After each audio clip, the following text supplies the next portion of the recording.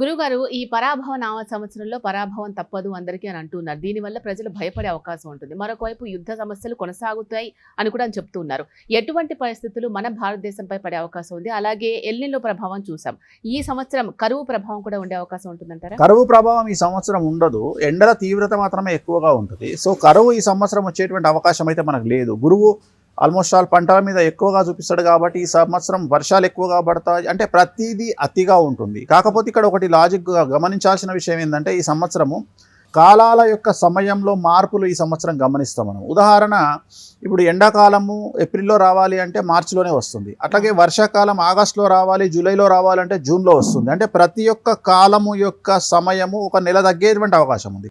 చలికాలం ఉంది, జనరల్గా మనకు చలికాలం డిసెంబర్లో రావాలి, కానీ అది నవంబర్ అక్టోబర్కే వచ్చే అవకాశం ఉంది. అంటే సమయము మారేటువంటి అవకాశం ఉంది, కాలాల యొక్క సమయము మారేటువంటి అవకాశం ఉంది.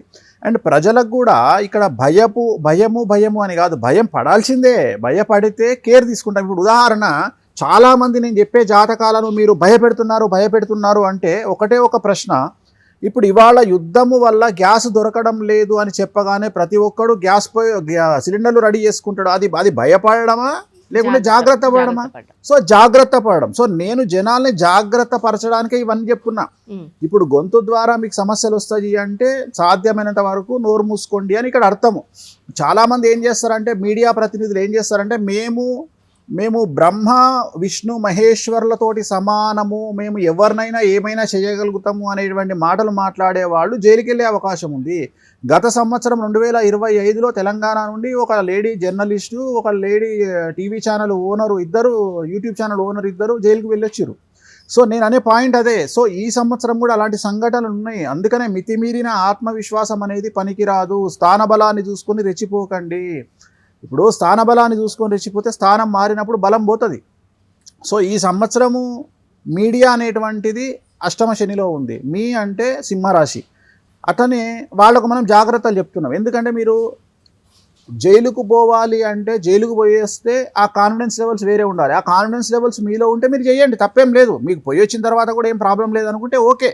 ఎందుకంటే జైలుకు పోయి రావడం అనేది మనం చేసిన తప్పు మీద కాకుండా మన శత్రువుల యొక్క అధికారం మీద, శత్రువుల యొక్క పవర్ మీద ఆధారపడి ఉంటుంది. సో అందుకని వాళ్ళ రాష్ట్రాల ముఖ్యమంత్రులు జైలుకు పోయి వచ్చిన వాళ్ళే, కేంద్ర మంత్రులు జైలుకు పోయి రావడం పెద్ద తప్పు కాదు. అట్లనే సమస్యలు రాబోతా ఉన్నది అంటే ఆ సమస్యలను మనం ఇప్పుడు ఉదాహరణ, ఈ రోజు పరిస్థితి మనం మాట్లాడుకుంటున్న సందర్భంలో ఇవాళ ఆల్మోస్ట్ తెలుగు రాష్ట్రాలలో 70% హోటల్స్ గ్యాస్ లేక మూతపడ్డాయి. సో నేను అనేది తప్పెట్లయితుంది. ఇప్పుడు ఇలా జరుగుతుంది అని చెప్పినప్పుడు జాగ్రత్త పడాలి తప్ప భయపడాల్సిందే. దాన్నే భయము జాగ్రత్త రెండు ఒకటే. భయము నుండే జాగ్రత్త ఏర్పడుతుంది. సో భయము అనేటువంటి తీసుకొని మనము ఇప్పుడు హాస్పిటల్కి ఉదాహరణ, మనకు హై బీపీ ఉంది, హై బీపీ ఉన్నప్పుడు హాస్పిటల్కి పోవడము జాగ్రత్త తీసుకోవడం అవుతుంది. భయపడడం ఎట్లయితుంది? సో మెడిసిన్ వాడడం జాగ్రత్త తీసుకోవడం అవుతుంది. సో ఈ సంవత్సరం కొన్ని విషయాలలో జాగ్రత్తగా ఉండాలి. సో ఖచ్చితంగా జాగ్రత్తగా ఉండాలి. మరీ ముఖ్యంగానే అదే చెప్పిన, ఇప్పటివరకు చెప్పింది ఏంది, పర్వదినాల్లో ఎక్కువగా జనసాంద్రత ఉన్న ప్రదేశాలకు వెళ్ళొద్దు. అది జాగ్రత్తనే కదా. ఎగ్జిబిషన్ గ్రౌండ్, ఇప్పుడు మన ఎగ్జిబిషన్లో ఫైర్ యాక్సిడెంట్ అయింది. హైదరాబాద్ ఎగ్జిబిషన్లో ఫైర్ యాక్సిడెంట్ అయింది. నిన్న కదిరి రథోత్సవంలో 6 రథం కింద పడ్డారు. సో నేను చెప్పినవన్నీ జరగవని కాదు, బట్ అవి కొన్ని పబ్లిసిటీలోకి రావచ్చు, కొన్ని మీడియా వాటిని చూపించకపోవచ్చు, కొన్ని మన నోటీస్కి రావచ్చు, రాకపోవచ్చు. సో ఇలాంటివి జరుగుతాయి కాబట్టి జాగ్రత్తలు తీసుకోవడం ఖచ్చితంగా అవసరం.